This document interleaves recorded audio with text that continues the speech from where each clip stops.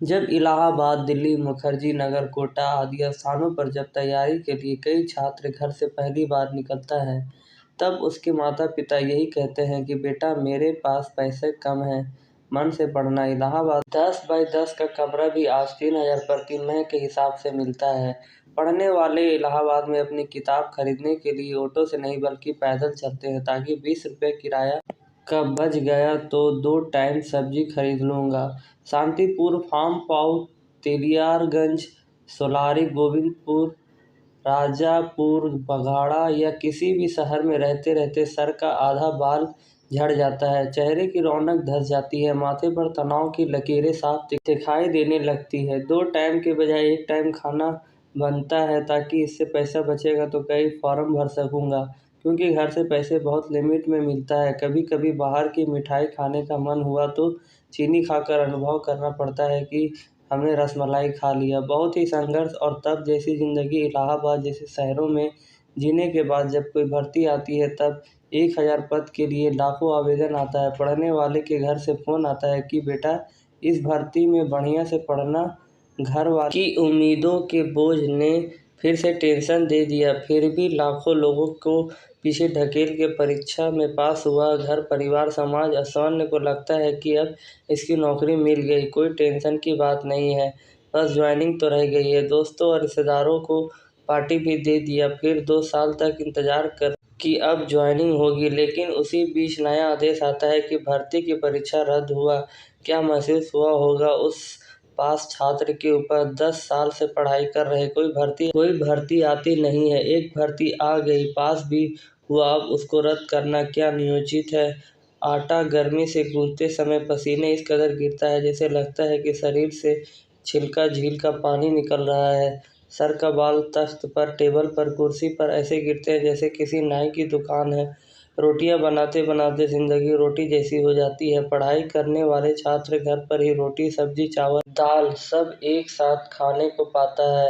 Room पर तो कभी एक साथ नहीं बनता है, बनेगा भी कैसे क्योंकि घर से इतने पैसे नहीं मिलता। जब गैस भराना होता है तो दोस्तों से या बगल वाले भैया से उधार लेना पड़ता है। जिस दिन रूम का किराया देना पड़ता है उस दिन लगता है कि मानो आज किसी को कलेजे का टुकड़ा देना पड़ रहा है। दोस्तों, सरकारी नौकरी की तैयारी करने में बहुत ज़्यादा तकलीफ़ें और परेशानियों का सामना करना पड़ता है। ऐसे-ऐसे काम, ऐसे-ऐसे हालातों का सामना करना पड़ता है जो शायद ही कोई कर सकता है या फिर सोचने की हिम्मत भी कर सकता है। लेकिन फिर भी स्टूडेंट जो है वो इन सारी परेशानियों और कठिनाइयों का सामना करते हैं और एग्ज़ाम निकाल भी लेते हैं। बहुत सारे ऐसे स्टूडेंट हैं जो अपनी ज़िंदगी इस एग्ज़ाम के चलते जो है वो गँवा देते हैं। ये बहुत ही गलत बात है। याद रखें, सरकारी नौकरी के बिना भी ज़िंदगी जी जाती है और लोग जी रहे हैं। आपके ऊपर जो भी टैलेंट है या आपके पास जितने भी पोटेंशियल है, आप जो भी काम बेहतर कर सकते हैं, आप उनमें भी ट्राई ज़रूर करें। हो सकता है आप उसमें महारत हासिल करें और एक अच्छी ज़िंदगी गुज़ारने का एक मौका, एक चांस मिल सकता है। इस तकलीफ़ और मुसीबत में आप लोग हार मान जाते हैं, उस तकलीफ़ और मुसीबत में आपके माँ-बाप बेहतर ज़िंदगी गुज़ार रहे हैं और आपको पढ़ाने के लिए भी भेजते हैं।